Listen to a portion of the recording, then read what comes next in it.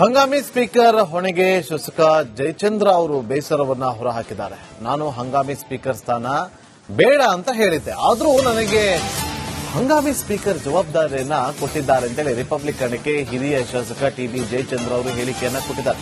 ಕುರ್ಚಿ ಖಾಲಿ ಮಾಡಿ ವಾಪಸ್ ಬನ್ನಿ ಅಂತ ಜನ ಹೇಳ್ತಿದ್ದಾರೆ. ಪಕ್ಷದಲ್ಲಿ ನನ್ನ ಊಹೆಗೂ ಮೀರಿದ್ದು ಆಗ್ತಾ ಇದೆ ಅಂತ ಟಿಬಿ ಜಯಚಂದ್ರ ಅವರು ರಿಪಬ್ಲಿಕ್ ಕನ್ನಡದ ಜೊತೆ ಮಾತಾಡಿದ್ದಾರೆ.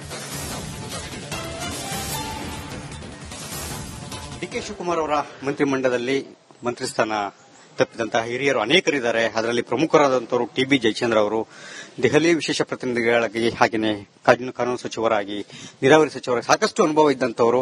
ಆದರೆ ಅವರ ಅನುಭವವನ್ನ, ಅವರ ಹಿರಿಯತನವನ್ನು ಬಳಸಿಕೊಳ್ಳೋದ್ರಲ್ಲಿ ಒಂದು ಕಡೆಗೆ ಕಾಂಗ್ರೆಸ್ ಹೈಕಮಾಂಡ್ ಮತ್ತೆ ರಾಜ್ಯ ನಾಯಕರು ಕೂಡ ವಿಫಲರಾಗಿದ್ದಾರೆ. ಅವರು ಈಗಾಗಲೇ ಸಾಕಷ್ಟು ಅವರ ವಿಚಾರಗಳನ್ನು ಹಂಚಿಕೊಂಡಿದ್ದಾರೆ. ಆದರೂ ಕೂಡ ನಾವು ಮಾತಾಡಿಸ್ತೇವೆ.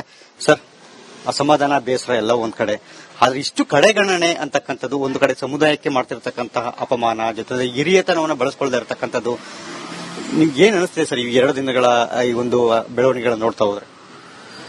ನೋಡಿ, ನನಗೆ ರಾಜಕಾರಣ ಪ್ರಾರಂಭ ಆದಾಗಲಿಂದಲೂ ಕೂಡ ನನ್ನ ಬೆನ್ನೆಲುಬಾಗಿ ನಿಂತಿರತಕ್ಕಂಥದ್ದು ನನ್ನ ಸಮಾಜ, ನನ್ನ ಮತಕ್ಷೇತ್ರದ ಜನರು. ಅವರ ಮನೋಭಿಪ್ರಾಯದಂತೆ ನಾನು ನಡೀಬೇಕಾಗ್ತದೆ. ಅವರಿಗೆ ಈ ವಿಸ್ತರಣೆಯಲ್ಲಿ ತಂದಿರತಕ್ಕಂಥ ಅಸಮಾಧಾನವನ್ನ ಸಮಾಧಾನ ಪಡಿಸ್ತಕ್ಕಂಥದ್ದೇ ಕಷ್ಟ ಆಗಿರ್ತಕ್ಕಂಥದ್ದು. ಸೊ ಹಾಗಾಗಿ ನಾನು ಅವರ ಆಣತಿಯಂತೆ ನಡೀಬೇಕಾಗ್ತದೆ. ಅವರಿಗೆ ಅವರ ಬೇಸರ ಆಗಿದೆ. ಅವರು ನಾನಾ ರೀತಿಯಲ್ಲಿ ಅವರ ಬೇಸರವನ್ನು ಎಕ್ಸ್ಪ್ರೆಸ್ ಮಾಡ್ತಾ ಇದ್ದಾರೆ. ನಾನು ಎಷ್ಟೇ ಸಮಾಧಾನ ಮಾಡಿದ್ರೂ ಕೂಡ ಸಮಾಧಾನಗೊಳ್ತಾ ಇಲ್ಲ.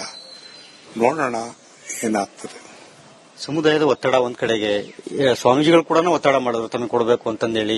ಇಷ್ಟರ ಮಟ್ಟಿಗೆ ಕಡೆಗಣನೆ ಅಂದ್ರೆ ಎಲ್ಲೋ ಒಂದ್ ಕಡೆಗೆ ಹಿರಿಯತನಕ್ಕೂ ಬೆಲೆ ಇಲ್ದಂಗಾಗಿರ್ತಕ್ಕಂಥ, ಒಬ್ಬರಿಗಲ್ಲ ಎಲ್ರಿಗೂ ಕೂಡ, ಕೇವಲ ಟಿಬಿ ಜಯಚಂದ್ರ ಒಬ್ಬರೇ ಅಲ್ಲ, ಈ ಬಾರಿಯ 2ನೇ ಅವಧಿಯ ಸಂಪುಟದಲ್ಲಿ ಆಗಿರ್ತಕ್ಕಂಥ ವಿಸ್ತರಣೆಯಲ್ಲಿ ಬಹಳ ಕಡೆಗಣನೆ ಆಗಿದೆ ಹಿರಿಯರು. ಯಾಕೆ ಅವರ ಹಿರಿಯತನ ಬೇಕಿಲ್ವಾ, ಅನುಭವತನ ಬೇಕಿಲ್ವಾ, ಯಾವ ಸಂದೇಶ ಕೂಡ ಕೊಟ್ಟಿದ್ದಾರೆ ಅಂತ ರಾಜ್ಯ ಕಾಂಗ್ರೆಸ್? ಅಲ್ಲ, ಅದನ್ನ ಅವ್ರು ಹೇಳಬೇಕು, ನಾನೇನು ಹೇಳಕ್ಕಾಗ್ತದೆ. ಅದನ್ನ ನೋಡೋಣ. ತಮ್ಮ ಕೆಲವು ಶಾಸಕರುಗಳು ಕೂಡ ಅಭಿಪ್ರಾಯವನ್ನ ವ್ಯಕ್ತಪಡಿಸಿದ್ದಾರೆ. ನೋಡೋಣ ಏನಾಗ್ತದೆ. ಸಂಪುಟದಲ್ಲಿರ್ತಕ್ಕಂಥ ಎಷ್ಟೋ ಹಿರಿಯರಿಗೆ, ಸಚಿವರಿಗೆ ತಾವು ಹೈಕಮಾಂಡ್ ನಾಯಕರನ್ನ ಪರಿಚಯ ಮಾಡಿಸಿದಂತ ಉದಾಹರಣೆಗಳಿದಾವೆ. ಆದ್ರೆ ನಿಮ್ಮನ್ನೇ ಇವತ್ತು ಹೈಕಮಾಂಡ್ ನಾಯಕರು ಕಡೆಗಣನೆ ಮಾಡಿಸಿದ್ರು.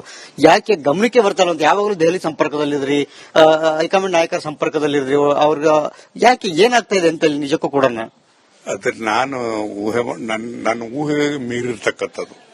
ಅದೇನಾಗ್ತಾ ಇದೆ ಅಂತಕ್ಕಂಥದ್ದು ನನಗೂ ಕೂಡ ಗೊತ್ತಿಲ್ಲ. ಸಚಿವ ಸ್ಥಾನಕ್ಕೆ ವಿಪಕ್ಷಗಳು ಆರೋಪ ಮಾಡದಂತೆ ಎಲ್ಲೋ ಒಂದ್ ಕಡೆಗೆ ಎಲ್ಲೋ ಮನಿ ಆಫರ್ ಈ ತರ ಆಗಿದೆ ಅಂತಕ್ಕಂಥದ್ದು ಹೇಳ್ತಾ ಇದ್ದಾರೆ. ಆ ತರದೇನೋ ಲಾಭಿ ಆಯ್ತಾ ಏನಾದ್ರು? ಏನು ಅಂತ ನನಗೆ ಗೊತ್ತಿಲ್ಲ. ಒಟ್ಟಲ್ಲಿ ನನಗೆ ಐ ವಾಸ್ ಡಿನೇಡ್ ಅಷ್ಟು ಮಾತ್ರ ಗೊತ್ತು. ಎಲ್ಲೋ ಒಂದ್ ಕಡೆಗೆ ನಾನು ನನ್ನ ಕ್ಷೇತ್ರದ ಮತದಾರರನ್ನ, ಸಮಾಜದವ್ರನ್ನ ಸಮಾಧಾನ ಮಾಡ್ತಕ್ಕಂಥದ್ದು ದೊಡ್ಡ ಪ್ರಯತ್ನ ಆಗಿದೆ ನನಗೆ 2 ದಿವಸದಿಂದಲೂ ಕೂಡ. ಒತ್ತಡ ಇದೆ, ನಿಮಗೆ ಒಪ್ಕೊಳ್ತೀನಿ. ಮುಂದೆ ಏನ್ ನಿರ್ಧಾರ ಅಂತ ಕೂಡ ಅಷ್ಟೇ ಕುತೂಹಲ ಕೂಡ ಇದೆ. ಯಾಕಂದ್ರೆ ಕೇವಲ ಕ್ಷೇತ್ರದ ಒಬ್ಬರು ಜನರಲ್ಲ, ಸಮುದಾಯದಲ್ಲಿ ಇರತಕ್ಕಂತಹ ಈ 5-6 ತಾಲೂಕುಗಳು ಪ್ರಮುಖವಾಗಿರ್ತಕ್ಕಂಥವು, 2-3 ಜಿಲ್ಲೆಗಳಲ್ಲಿ ಇರತಕ್ಕಂಥವ್ರು ಕೂಡ ಸಮುದಾಯದ, ಕುಂಚಿಟಿಗ ಸಮುದಾಯದವರು ನಾಯಕರಿಗೆ ಸಿಗಲಿಲ್ಲ ಅವಕಾಶ ಅಂತಕ್ಕಂಥದ್ದು ಒಂದು ಬೇಸರ ಇದೆ. ಇದೆಲ್ಲವೂ ಕೂಡ 2028ರ ಚುನಾವಣೆಗೆ ಇವೆಲ್ಲವೂ ಕೂಡ ಒಂದಷ್ಟು ಅಂಶಗಳಾಗಲು ಪೂರಕವಾಗಿ ಅಂತ ಪಕ್ಷದ ಗೆಲುವಿಗೆ, ಸೋಲುವಿಗೆ ಎಲ್ಲವೂ ಕೂಡ. ಇದೇನು ಪಕ್ಷದ ಮುಖಂಡರಿಗೆ ಗೊತ್ತಿಲ್ಲ ಅಂತ ಹೇಳಿ ಅದು ಯಾಕೆ ಅದರ ಲೆಕ್ಕಾಚಾರ ಹಾಕಿಲ್ವೋ ನನಗಂತೂ ಅರ್ಥ ಆಗ್ತಾ ಇಲ್ಲ. ಈಗ ಹಂಗಾಮಿ ಸ್ಪೀಕರ್ ಆಗಿ ತಮ್ಮನ್ನ ಮುಂದುವರಿಸಬೇಕು ಅಂತಕ್ಕಂಥದ್ದು ನಾನು ಅದು ಪ್ರಸ್ತಾಪ ಬಂದಾಗ ನಾನು ಬೇಡ ಅಂತ ಹೇಳಿದ್ದೆ. ಆದ್ರೂ ಕೂಡ ಇವತ್ತು ಬೆಳಿಗ್ಗೆ ನೋಟಿಫಿಕೇಶನ್ ನೋಡಿದ್ದೇನೆ. ನೋಡೋಣ, ಈ ಹಿನ್ನೆಲೆಯಲ್ಲಿ ಕೆಲವು ಶಾಸಕರು ಒಂದೊಂದೇ ರೀತಿಯಾದಂಥ ಅಭಿಪ್ರಾಯವನ್ನು ವ್ಯಕ್ತಪಡಿಸ್ತಾ ಇದ್ದಾರೆ. ಅದು ಒಪ್ಕೋಬಾರದು ಹಾಗೆ ಅಂತೇಳಿ ಹೇಳ್ತಾ ಇದ್ದಾರೆ. ನೋಡೋಣ, ನಾವೆಲ್ಲ ಕೂತು ಮಾತಾಡ್ತೀವಿ.